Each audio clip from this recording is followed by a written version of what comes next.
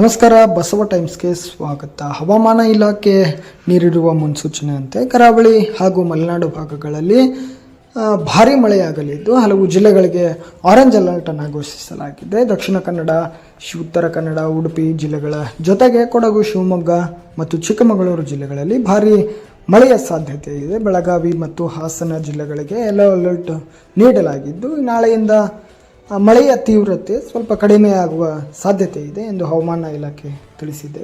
ಉತ್ತರ ಕನ್ನಡ ಜಿಲ್ಲೆಯ ಶಿರಸಿ, ಹುಬ್ಬಳ್ಳಿ ರಸ್ತೆ ಜಲಾವೃತಗೊಂಡಿದ್ದು ವಾಹನ ಸಂಚಾರಕ್ಕೆ ತೊಂದರೆಯಾಗಿದೆ. ದಾಂಡೇಲಿಯಲ್ಲಿ ಮನೆ ಕುಸಿತದಿಂದ 2 ವೃದ್ಧರು ಕೂಡ ಗಾಯಗೊಂಡಿದ್ದಾರೆ. ಇತ್ತ ದಕ್ಷಿಣ ಕನ್ನಡ ಜಿಲ್ಲೆಯ ಬಂಟ್ವಾಳ ಭಾಗದ ಹಲವು ತಗ್ಗು ಪ್ರದೇಶಗಳಿಗೆ ನೀರು ನುಗ್ಗಿದ್ದು ಅಂಗಡಿ ಮುಂಗಟ್ಟುಗಳು ಜಲಾವೃತವಾಗಿಯೇ AMR ಡ್ಯಾಮ್ನಿಂದ ನೀರು ಬಿಡುಗಡೆ ಮಾಡಿರುವ ಹಿನ್ನೆಲೆಯಲ್ಲಿ ನೇತ್ರಾವತಿ ನದಿ ತೀರದ ನಿವಾಸಿಗಳಿಗೆ ಎಚ್ಚರಿಕೆಯನ್ನು ನೀಡಲಾಗಿದೆ. ಉಡುಪಿ ಜಿಲ್ಲೆಯ ಕಾರ್ಕಳ ತಾಲೂಕಿನ ಈದು ಗ್ರಾಮದಲ್ಲಿ ಕಿರು ಸೇತುವೆ ಮುಳುಗಡೆಯಾಗಿ ಗ್ರಾಮಸ್ಥರ ಸಂಪರ್ಕ ಕಡಿತಗೊಂಡಿದೆ. ನದಿಗಳು ಮತ್ತು ಹೊಳೆಗಳು ಅಪಾಯದ ಮಟ್ಟ ಮೀರಿ ಹರಿಯುತ್ತಿರುವುದರಿಂದ ಸಾರ್ವಜನಿಕರು ಅನಗತ್ಯವಾಗಿ ಹೊರಗಡೆ ಹೋಗದಂತೆ ಜಿಲ್ಲಾಡಳಿತ ಕೂಡ ಮನವಿ ಮಾಡಿದೆ. ಮಲೆನಾಡು ಹಾಗೂ ಕರಾವಳಿ ಭಾಗದ ಜನರು ಎಚ್ಚರಿಕೆಯಿಂದ ಇರಬೇಕು. ಹವಾಮಾನ ಇಲಾಖೆಯ ಸೂಚನೆಗಳನ್ನು ತಪ್ಪದೆ ಪಾಲಿಸಬೇಕಾಗಿದೆ.